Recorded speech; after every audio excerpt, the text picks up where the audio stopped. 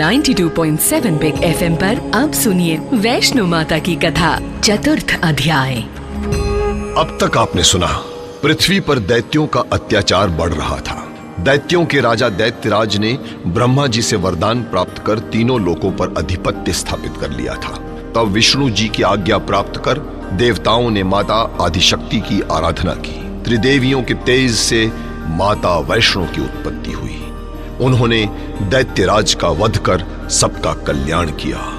तत्पश्चात मां आदिशक्ति की आज्ञा से मां वैष्णो ने रत्नागर सागर की पुत्री के रूप में जन्म लिया और श्री राम की आज्ञा से त्रिकुट पर्वत पर निवास करने लगी। इधर हंसली गांव में माता का परम भक्त श्रीधर रहता था, जिसने माता के पूजन का विचार किया। परंतु उसी गांव में भैरवनाथ नाम का औघड़ साधु भी रहता था, जिसे माता रानी पर तनिक भी विश्वास नहीं था। उसने श्रीधर की पूजा खंडित करने की ठान ली। अब सुनिए आगे। सर्व मंगल मांगले शिवे सर्वार्थ साधिके शरण्य त्र्यंबिके गौरी नारायणी नमोस्तुते। मैं मनुष्य की अंतरात्मा में बसा मनुष्य का सात्विक सत्य हूं। मैं ही मानव को आध्यात्म से जोड़कर उसे मोक्ष का द्वार दिखाता हूं। माता वैष्णो अनंत काल से ही मानव का कल्याण करती आ रही हैं और सबकी झोलियां भरती आ रही हैं। मानव का सबसे बड़ा चरित्र है पाप करना और फिर उस पाप को छिपाना। भैरवनाथ ने भी ठान लिया था कि वो पंडित श्रीधर की 9 कन्याओं के पूजन को खंडित करके माता वैष्णवी का अपयश फैलाएगा। तत्पश्चात उसने अपने शिष्यों को बुलाकर आज्ञा दी। जय महाकाल, जय महाकाल। गोरखनाथ, ये लो विष और जाकर उस भोजन में मिला दो जो श्रीधर ने कन्याओं के भोग के लिए तैयार किया है।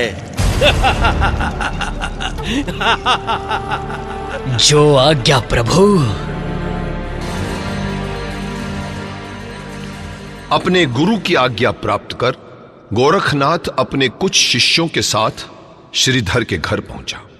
बिगड़ी बनाने वाली माता झोलियां भर। अलख निरंजन, जय भैरवनाथ। जय माता दी।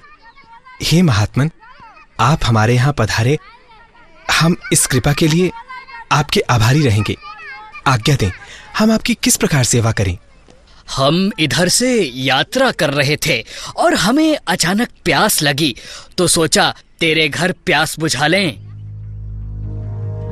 घर आए अतिथि का सत्कार करना तो हमारा परम कर्तव्य है, ऐसा मानकर श्रीधर अपनी पत्नी समेत गोरखनाथ और उसके शिष्यों की सेवा में जुट गए। और इसी समय मौका पाकर गोरखनाथ ने कन्याओं के लिए बने भोजन में विष मिला दिया और वहां से चले गए। इधर भोजन में मिले हुए विष के प्रभाव से भोजन करने वाली कन्याओं का स्वास्थ्य बिगड़ने लगा। कन्याएं रोते बिलखते हुए अपने घर वापस चली गईं। इधर भैरवनाथ के शिष्यों ने पूरे गांव में माता रानी और श्रीधर का अपयश करना आरंभ कर दिया।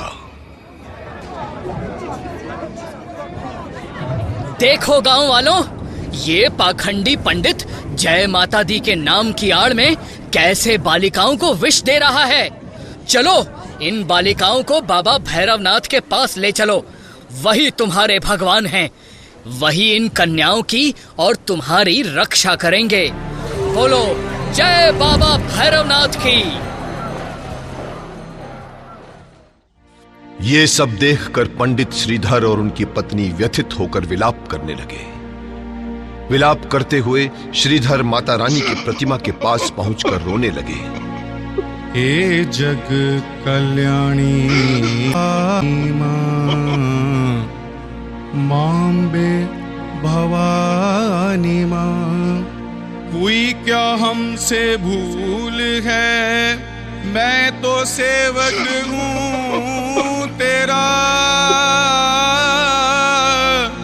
माता बालक हूँ तेरा, फिर क्यों रूठी है हमसे इतनी तू दयावानी माँ। श्रीधर की व्यथा देखकर माता रानी से रहा नहीं गया और उन्होंने एक कन्या का रूप धारण कर माता आदि शक्ति के अन्य रूपों का आह्वान किया। हे बहन नैना देवी, ज्वाला जी, चिंतपूर्णी देवी, मनसा देवी, ब्रजेश्वरी देवी, कलिका देवी, शाकुंभरी देवी, चामुंडा देवी, प्रकट हूं। और फिर सभी 9 देवियों ने कन्या का रूप धारण कर श्रीधर का पूजन संपूर्ण करने हेतु उसके घर की तरफ प्रस्थान किया। जब भी सच्चे मन और भक्ति से देवी का पूजन और आह्वान किया जाता है तो माता अपने भक्तों के कष्ट हरने जरूर आती है। यही है महिमा उस जग जननी की। परंतु विधि का लेख और विधान कोई नहीं मिटा सकता। भैरव के पाप का घड़ा अब तक न भरा थी, परंतु श्रीधर की परीक्षा समाप्त हो चुकी थी और अब उसके कष्टों के निवारण का समय आ चुका था।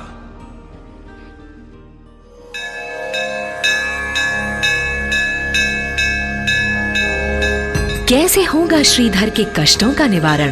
क्या होगा जब सामना होगा भैरवनाथ का माता रानी से? जानने के लिए सुनते रहें 92.7 बिग FM।